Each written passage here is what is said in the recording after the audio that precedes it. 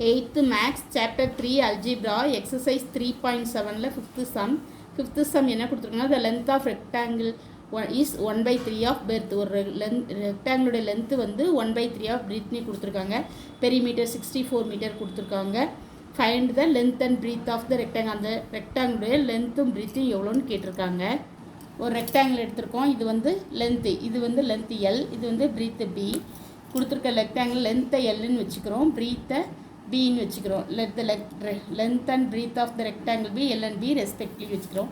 given that length is 1/3 of breadth, அதாவது length வந்து 1/3 of breadth எழுதிருக்கோம். L is equal to 1/3B, therefore B is equal to 3L. நம்மளுக்கு perimeter கொடுத்துருக்காங்க. given that perimeter 64, பெரிமீட்டருக்கு formula என்னது 2L plus D, 2 into L plus D. இந்த 2 உள்ள multiply பண்ணுறேன், 2L plus 2Bன்னு வரும். நம்மளுக்கு பெரிமீட்டர் என்ன கொடுத்துருக்காங்க 64 கொடுத்துருக்காங்க, அதை இந்த பக்கம் போட்டுக்கிறேன். 2L நம்மளுக்கு இந்த 2L போட்டுக்கிறோம். நம்ம 2B, பியோடைய வேல்யூ நம்மளுக்கு இங்கே என்ன தெரியும் 3Lன்னு தெரியும். அப்போது ப்ளஸ் 2 இன்ட்டு 3L போட்டுக்கிறேன். சீக்கோட்டு என்னது 64. அப்போது 2 கொண்டு உள்ள மல்டிப்ளை பண்ணுறோம். 2L ப்ளஸ் 2 இன்ட்டு 3 6, 6L சீக்கோட்டு 64.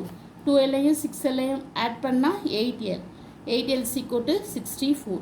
இப்போ L equal to 64/8. அப்போ எல்லுடைய வேல்யூ என்னது 1 8s are 8, 8 8s are 64. எல்லுடைய வேல்யூ 8. L equal to 8 இதில் சப்ஸ்டியூட் பண்ணுறோம். இப்போ B equal to 3Lங்கும் போது எல்லுங்கிறதுக்கு என்ன போடுறோம்னா நம்ம 8 போடுறோம். அப்போது 3 8s are நம்மளுக்கு என்னது 24. அப்போ பியோட வேல்யூ என்னது 24. இப்போ எல்லுடைய வேல்யூ வந்து 8, பியோட வேல்யூ வந்து 24 தான் ஆன்சர். அடுத்த சம் பார்க்கலாம். வேணால் கீழே எழுதிக்கிறீங்க லென்த்து LENGTH, நம்மளுக்கு லென்த்து தான் கேட்டிருக்காங்க. இது 8 மீட்டர். BREATH, பிரீத் வந்து 24 மீட்டர். அடுத்த சம் பார்க்கலாம். அடுத்தது வந்து நம்மளுக்கு சிக்ஸ்த்து சம் என்ன கொடுத்துருக்காங்கன்னா a total of 90 currency note. மொத்தம் 90 கரன்சி நோட்ஸ் இருக்குது. Only 5 rupees note and 10 rupees notes.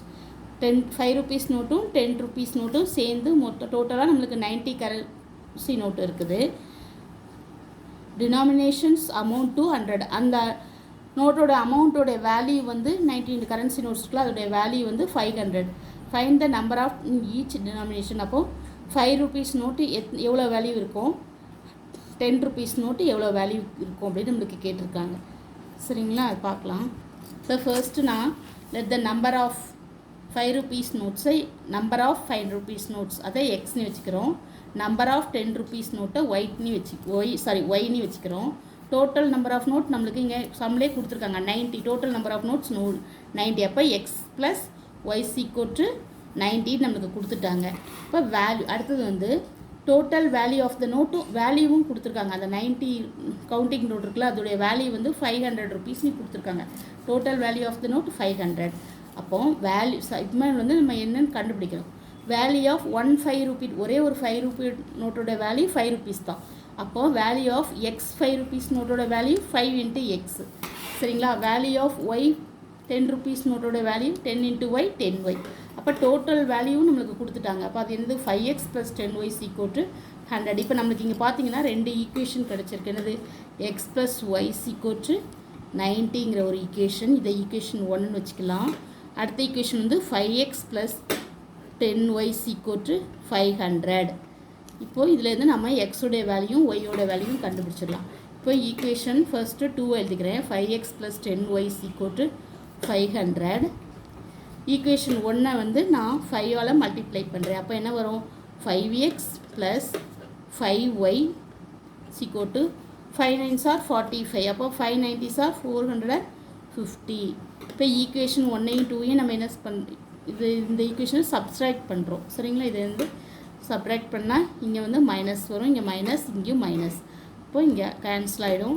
10yலேருந்து 5y போனால் 5y, 500லேருந்து 450 போனால் 50. அப்போது y = 50/5. அப்போது ஒய்யுடைய வேல்யூ என்னது 10. அடுத்து இந்த y = 10ன்னுட்டு நம்ம ஈக்குவேஷன் 1ல் சப்ஸ்டியூட் பண்ணுறோம்.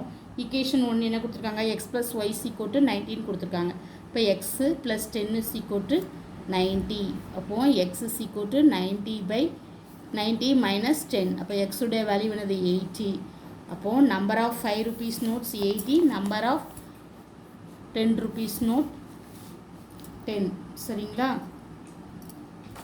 ஆன்சர் எழுதிடுங்க. Number of